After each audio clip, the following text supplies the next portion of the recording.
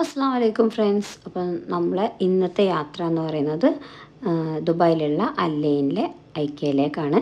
ദുബായിൽ ഐക്കയുടെ അത്ര വലുപ്പം ഇവിടെ ഇല്ല, അത് വളരെ ചെറിയൊരു ഐക്കയാണ്. പക്ഷേ മെയിനായിട്ടുള്ള സാധനങ്ങളുടെ എല്ലാത്തിൻ്റെയും ചെറിയൊരു വേർഷൻ ഇവിടെ ഉണ്ടായിരുന്നു.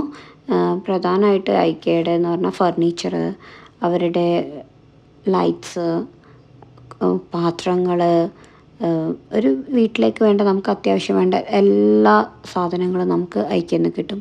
ഇൻറ്റീരിയർ ആയിട്ടുള്ള സാധനങ്ങൾ, ടോയ്സ്, പിന്നെ ഒരുപാട് ഷെൽഫ്സ്, മെയിനായിട്ട് അതൊക്കെയാണ് അവിടുത്തെ ഹൈലൈറ്റ് എന്ന് പറയുന്നത്. പിന്നെ ഈ ഐക്കയുടെ ഒരു മെയിനായിട്ടുള്ള ഒരു കാര്യമാണ് ഇതുപോലെ റൂമായിട്ട് ഇങ്ങനെ ഷോക്കേസ് ചെയ്ത് വെച്ചിട്ടുണ്ടാവും അവർ. ഇത് മാത്രമല്ല കിച്ചണും ഉണ്ടാവും, ഹാള്, അങ്ങനെ ഒരു സെറ്റ് ചെയ്ത് വെച്ചിട്ടുണ്ടാവും. അത് നമുക്ക് കുറഞ്ഞ സ്പേസിൽ എങ്ങനെ ഒരു റൂം അറേഞ്ച് ചെയ്യണം എന്നുള്ളതിൻ്റെ ഒരു ചെറിയൊരു മിനി വേർഷൻ നമുക്ക് അവിടെ ഡിസ്പ്ലേ ഉണ്ടായിട്ടുണ്ടാവും.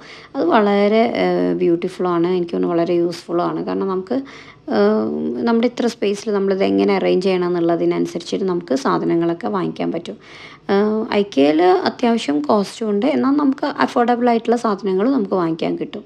ഇത് കുട്ടികളുടെ ഏരിയ ആണ്. ഇവരുടെ ടോയ്സും കുറച്ച് പാത്രങ്ങൾ, പിന്നെ അവരുടെ ഇൻറ്റീരിയർ ആയിട്ടുള്ള കുറച്ച് സാധനങ്ങൾ, ഇതൊക്കെ ഉണ്ടായിരുന്നു. കാര്യമായിട്ട് ഞാൻ ഇതേ ഷൂട്ട് ചെയ്തിട്ടുണ്ടായിരുന്നുള്ളൂ.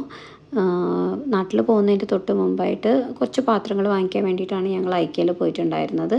അപ്പോൾ അവിടുന്ന് ഞങ്ങളുടെ പർച്ചേസിംഗ് ഒക്കെ കഴിഞ്ഞ് ബില്ലിംഗ് ഒക്കെ കഴിഞ്ഞ് അപ്പോൾ ആ ഭാഗത്തുള്ളതാണിത്. അങ്ങനെ നമ്മൾ തിരിച്ചു പോവുകയാണ്. ഈ വീഡിയോയിൽ തന്നെ ഞാൻ നാട്ടിൽ പോകുന്നതിൻ്റെ ഒരു ഭാഗം കൂടി ഉൾപ്പെടുത്താമെന്ന് കരുതി. അല്ലൈനിലേക്ക് എയർപോർട്ടിലേക്ക് പോകുന്ന വഴിയാണ്. ഞങ്ങളുടെ റൂമിൽ നിന്ന് ഒരു 30 മിനിറ്റ്സ് ഡ്രൈവേ ഉണ്ടായിരുന്നുള്ളൂ. ഞാൻ ആദ്യമായിട്ടാണ് അല്ലൈൻ എയർപോർട്ടിൽ നിന്ന് പോകുന്നത്. തൊട്ടടുത്താണെങ്കിൽ പോലും ഇവിടെ ഫ്ലൈറ്റ് കുറവാണ്. വീക്കിലി വൺസെറ്റേ ഉള്ളൂ തോന്നുന്നുണ്ട് കോഴിക്കോടേക്കൊക്കെ ഉള്ളത്. അപ്പോൾ തിരക്കും വളരെ കുറവേനു. അതുകൊണ്ട് ഭയങ്കര പെട്ടെന്ന് തന്നെ നമ്മുടെ കാര്യങ്ങളൊക്കെ കഴിഞ്ഞു. പിന്നെ എനിക്ക് ഏറ്റവും ഇഷ്ടമായത് എന്താ വെച്ചാൽ വളരെ കാം ആൻഡ് ക്വയറ്റായിരുന്നു. കാരണം വലിയ തിരക്കൊന്നുമില്ല. നമ്മൾ വേഗം തന്നെ എല്ലാ കാര്യങ്ങളും കഴിഞ്ഞ് നമ്മൾ വെറുതെ വെയിറ്റ് ചെയ്യായിരുന്നു. ഇപ്പം എല്ലാം കഴിഞ്ഞു. നമ്മളെ ഫ്ലൈറ്റിലേക്ക് പോകാൻ വേണ്ടിയിട്ട് അവിടെ ബസ്സിൽ കയറിയതാണ്. ഫ്ലൈറ്റിലും നമ്മൾ എല്ലാം ക്ലിയറൻസ് കഴിഞ്ഞതുകൊണ്ടായിരിക്കും ടൈമിന് മുൻപേ തന്നെ ഫ്ലൈറ്റ് എടുത്തിട്ടുണ്ടായിരുന്നു. അത് തന്നെ ഞങ്ങൾ നേരത്തെ എത്തുകയും ചെയ്തു. ഞങ്ങൾ വിചാരിച്ചതിലും നാട്ടിൽ നേരത്തെ എത്തി.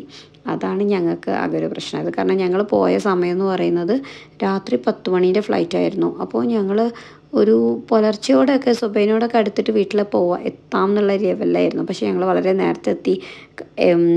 ഈ സമയത്ത് തന്നെ കോഴിക്കോട് എയർപോർട്ടിലും എനിക്ക് തോന്നുന്നു ആ സമയം ഫ്ലൈറ്റ് കുറവായതുകൊണ്ടായിരിക്കാം പെട്ടെന്ന് തന്നെ എല്ലാ ചെക്കിങ്ങും കഴിഞ്ഞ് ഞങ്ങളുടെ ലഗേജൊക്കെ വേഗം കിട്ടി.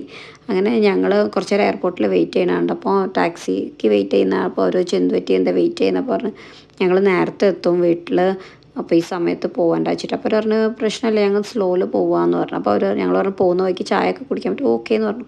അങ്ങനെ ഞങ്ങൾ അവിടുന്ന് ചായയൊക്കെ കുടിച്ച് കുറച്ചൊന്ന് ഡിലേ ആയി. കുറച്ചൊരു സമയം എടുത്ത് ഒരു 4 മണിയോടെ അടുത്ത് ഹസ്ബൻഡിൻ്റെ വീട്ടിലേക്ക് ഞങ്ങൾ പോയി. അപ്പോൾ അൽഹംദുലില്ലാ യാത്രയൊക്കെ സുഖമായിരുന്നു. ഇനിയുള്ള വിശേഷങ്ങൾ അടുത്ത വീഡിയോയിൽ കാണാം. ബൈ.